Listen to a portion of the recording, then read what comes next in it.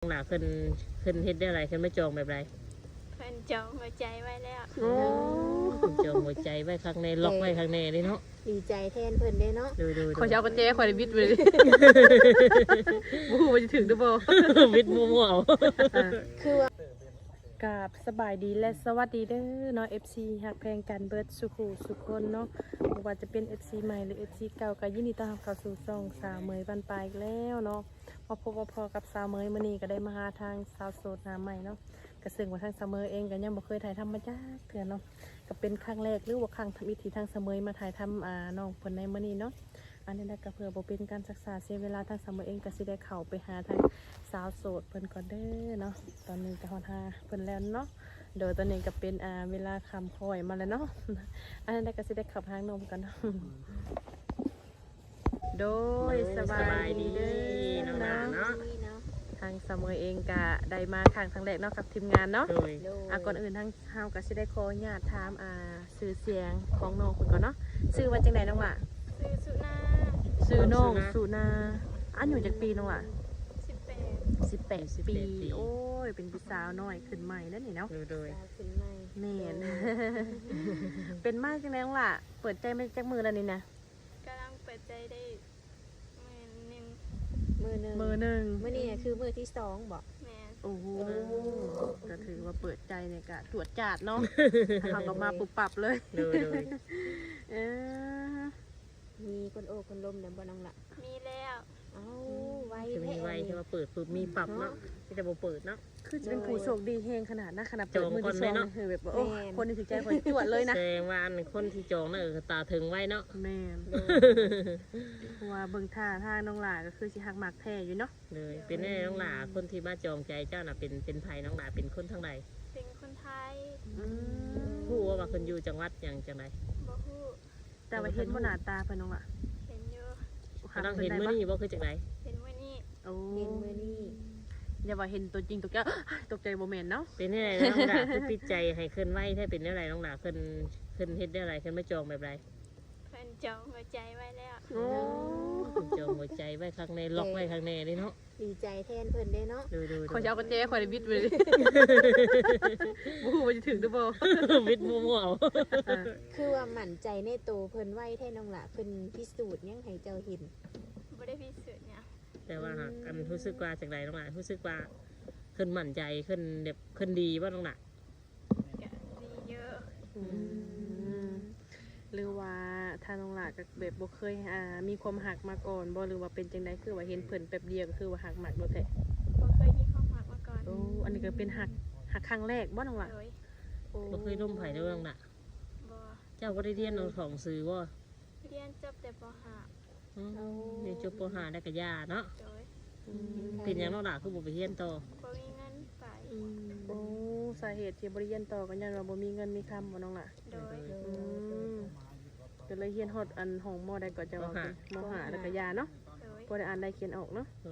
ก็ถือว่าอ่านนี่ก็โอเคแม่นบ่ก็ได้แน่บ่ได้แน่เฮาก็เรียนพอได้แบบพอแบบตกมาพอบ่ต่ำเนาะพอได้ขวามรถตกมาก็ครอบครัวน้องหล่าอยู่กันจักคนค่ะอยู่6คนอ้ายไปหาเงินอยู่ไทยแต่ก็ยังเหลือแต่น้องหล่ากับแม่ก็พอเกี่ยวแล้วเขานะท่านได้เกี่ยวอีกทิศหน้าทีหน้าก็ได้เกี่ยวเนาะก็ต้องมากินข้าวใหม่เนาะบ่โดนกันเป็นลูกคนที่เท่าใดนี่คนที่2คนที่2น้องจะอ้ายผู้ไปหาเงินมาเนาะใช่ว่ายังมีน้องอีกบ่แม่นน้องจะคนนึงล่ะคนนึงแสดงว่าแม่ฉันมีลูก3คนเนาะโดยแต่บ่าวที่เจ้าโอ้ล้มนะอายุจักปี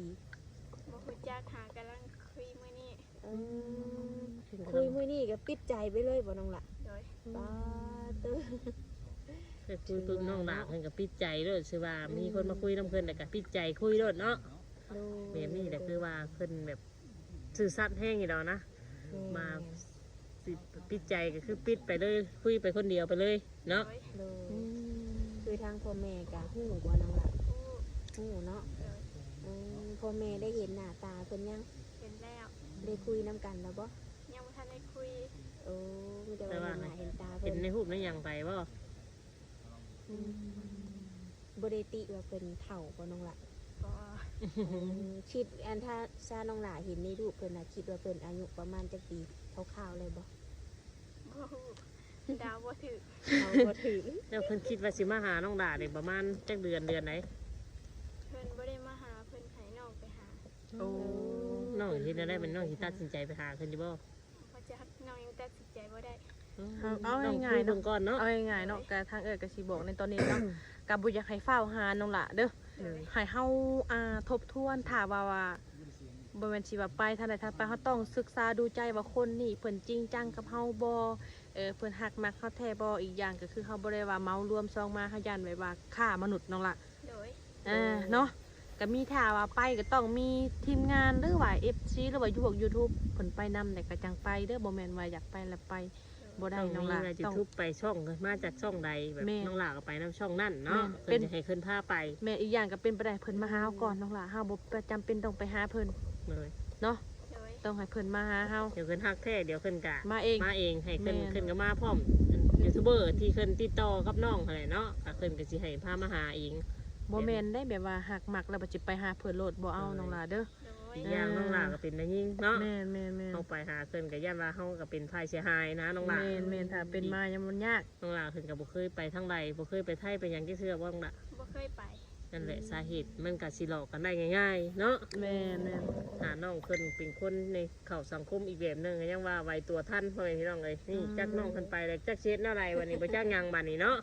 ก็สิยุ่งยากพ่อแม่พี่น้องเอ้ยถ้าหักจริงก็คือมาหาพ่อหาแม่ฮอดเทือนฮอดซ่านจังเอาไป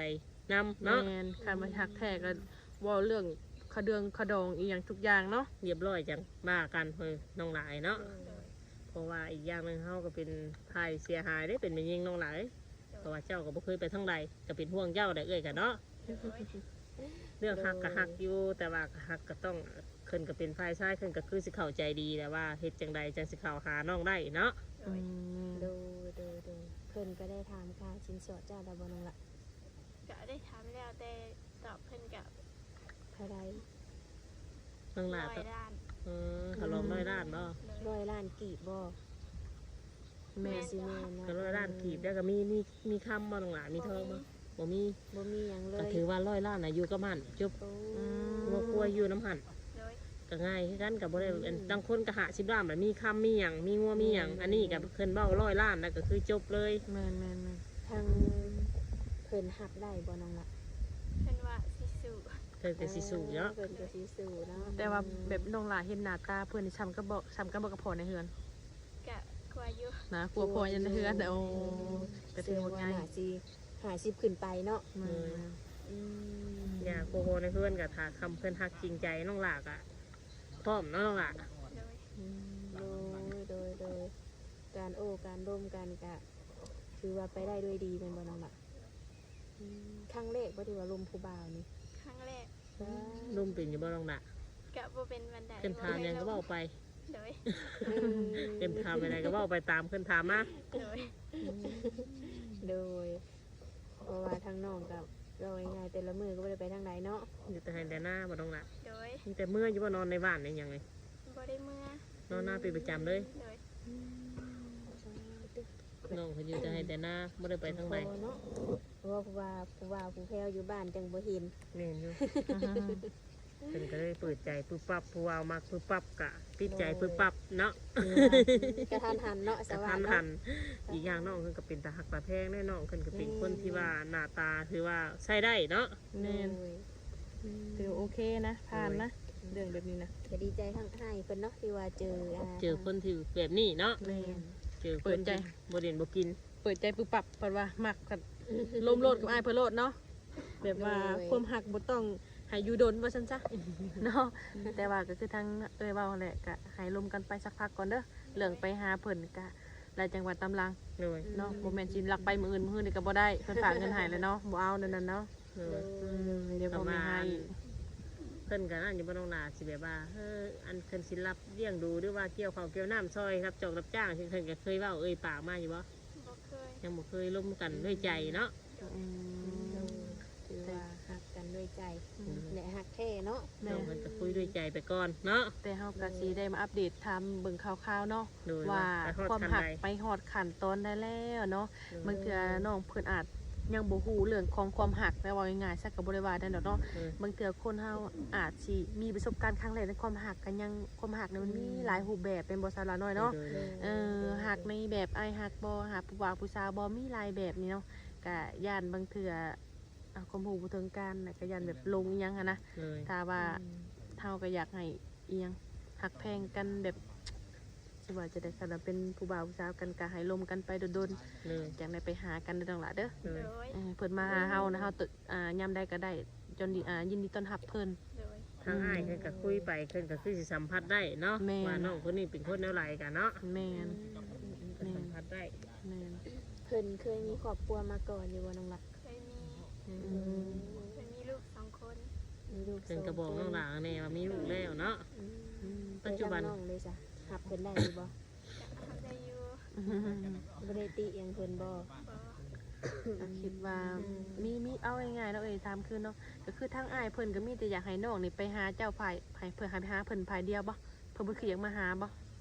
บ่ฮู้ ยังบ่ทันได้ถามเรื่องคันนั่นกำลังคุยกันเนาะ โอ้ เพราะว่าหาก็ได้คุยมื้อนี้น้องละ โดย โอ้หาก็คุยมื้อนี้ พอเปิดใจเมื่อวานคุยมื้อนี้ปิดใจเลย น้องหลานผู้ว่าเพิ่นเหตุการณ์งานหยังนะ บ่ฮู้ ยังบ่ทันได้ถามเนาะ โดย น้องหลานก็พยายามสื่อสารถามเรื่องการงานเรื่องอยู่เรื่องจังอยู่จังหวัดหยังจังซั่นสิก็พยายามถามทุกอย่างนั่นแหละเนาะจนกว่าสิฮู้จักกันเพียงพอ แม่ จังสิตกลงปลงใจกันอีกเทื่อนึงเรื่องนั่นเนาะเรื่องสิอยู่นํกันใช้ชีวิตด้วยกันนั่นแหละน้องหลานเอ้ยต้องพยายามลาทามลายย่างอยู่นี่ฮู้แล้วว่าเพิ่นเป็นพ่อห้างบ่น้องหล่ะคือพ่อใหม่ พ่อห้าง ก็ขึ้นเป็นพ่อห้างขึ้นก็เป็นแบบว่าคือเลิกล่ากันกับเมียเก่าเนาะ โดย ก็ได้มีลูกสองคนนะอยู่น้ำเพิ่นบ่น้องหล่ะ โดย อยู่กับพ่อหรือกับพ่อเลี้ยงเองเนาะแล้วก็สื่อสารดูใจขึ้นอีกหลายนะ อืม บ่แม่นสิให้แต่ขึ้นน่ะสื่อสารน้องหล่ะให้ฮู้แต่ประวัติน้องหล่ะเด้น้องหล่ะก็ต้องฮู้ประวัติขึ้นนํ โดย เพราะว่าเฮาจะสิดูย่อมกันได้เนาะ อืมแม่นคือเพิ่นถามค่าสินสอดอีหยังก็เพิ่นได้บอกว่าสิมาห้องมาขอไว้นี่บ่น้องละหรือยังบ่ฮู้ ก็ยังบ่ฮู้ เพิ่นถามไว้ แต่ฉันถามไว้ โดย อืม เพิ่นสิได้กะเตรียมเงินไว้ถูกเนาะ อืม โดยในการที่ว่าเพิ่นบอกให้น้องไปหาเพิ่นได้บอกว่าต้องเอาพ่อเอาแม่น้องไปนํก็ได้ ได้เพิ่นบอกว่าเอาพ่อเอาแม่ไปนํก็ได้ โดยแสดงว่าเพิ่นก็น่าสิจริงใจจริงจังอยู่เนาะ แม่ เลย ดีว่าเพิ่นค่าธุรกิจของเพิ่นอาจสิมาบ่ได้ก็มีเนาะ เลย เพิ่นต้องให้น้องไปหาแต่ฝ่ายเดียวแบบนี้นะบางเทื่อเพิ่นลางานบ่ได้แบบนี้นะ เลย หรือว่า น้ ล อง ง บางทีให้น้องไปหากันเทื่อๆก็มีอันเพิ่นต้องให้ YouTube พาไปได้น้องหล่ะเนาะเพิ่นก็สิบ่ให้ไปหาโลโลเล่ไปทุกที่ดอกเนาะ แม่ เพิ่นก็เป็นผู้ใหญ่แล้ว เพิ่นก็ เนาะ เป็นผู้ใหญ่เพียงพอว่าน้องสิไปแบบใดไปดีไปได้เนาะ แต่สมมติว่าทาง FC ทางเอื่อยนี่เนาะเพิ่นเห็นคลิปนี้อยากอยากลงน้ำเจ้านี่ทางซิมเอื่อยนี่สิสามารถแจกทางติดต่อได้บ่ บ่ได้ ถือ น้อง ว่า ดาบอกน้องดาปิดเนาะ โดย ปิดคลิปปิดใจปิดช่องทางติดต่อเลย โดย เลยลองคุยกับเพิ่นไปคนเดียวก่อน โดย คือว่าทางอันทีมงานเอื้อยนี่ก็อันทางอัน FC พวกเอื้อยนี่ก็คือว่าไล่เบิ่งซื่อๆว่าน้องไปฮอดคันใดติดตามชีวิตน้องไปก่อนเนาะ ก็ดีใจที่ว่าถือว่าน้องนี่ก็แบบจังไดนักแน่นเนาะ ทางแน่นเพียง ที่ พอ ว่าใจโบโดเด เลย คุยน้ำเพิ่นผู้เดียว เลย ก็มีแบบว่าอ้ายมีเท่าอ้ายเพิ่นนี่ว่าที่ว่าทักมาจีบแล้วก็ปิดใจได้น้องละหรือว่ามีคนอื่นนำ มีแต่อ้ายเพิ่น อื โอ้ มนอกจากว่า FC เฮาใจบุญใจดีอยากช่วยเหลือไปลาดอื่นนะช่วยได้ แต่ว่าช่วยทางแบบเข้าหัวใจขึ้นแบบนี้ก็คือว่าบ่ได้เนาะ โลกกับ ปิดล็อกเรีย เพิ่ บ น ร้อ ปิ ย ดเป็นล็อกแล้ว ถ้าอยากช่วยเรือมาสงสารเมตตาทั้งน้องขึ้นเอ็นดู อยากช่วยเรือไปสิก็ยังสามารถได้อยู่เนาะน้องดา ได้ เพิ่นใส่เด้อกำแพงแล้วนา เชื่อขอหัวใจกับเพลงหนาขนาดเนาะ เนาะ ก็ดีคือการน้องขึ้นเดะนั่งแน่นแบบนี้เขาก็ดีใจนํทางคนที่ขึ้นมาคล้องใจเนาะ โดย แม่นละแม่น เป็นจังใดอันทีมงานเขาก็ได้โอ้กับลมกับน้องขึ้นก็ฮู้เรื่องพอสมควรเลยอัปเดตให้ FC ฮู้เลยเนาะ โดย ให้น้อง นั่นล่ะ เพิ่นได้พักผ่อนไปหนึ่งข้าวหนึ่งน้ำวันค่ำเลยเนาะน้องดาเนาะ โดยแม่นเลย หนึ่งข้าวหนึ่งน้ำเฮ็ดแรงเฮ็ดง่ายตื่นอยู่บ่น้องดา ก็เป็นยืนหนึ่งเขาดักน้ำ ก็พอได้เนาะ ได้ โดยยังตั้งน้ำอยู่ใช่ไหมตั้งน้ำมาใส่บ่ โดย ไป ปะเฮากับล่าน้องเพิ่นเนาะบัดนี้เนาะ โดยนั่นล่ะ โดยสบายดีน้องหล่ะ โด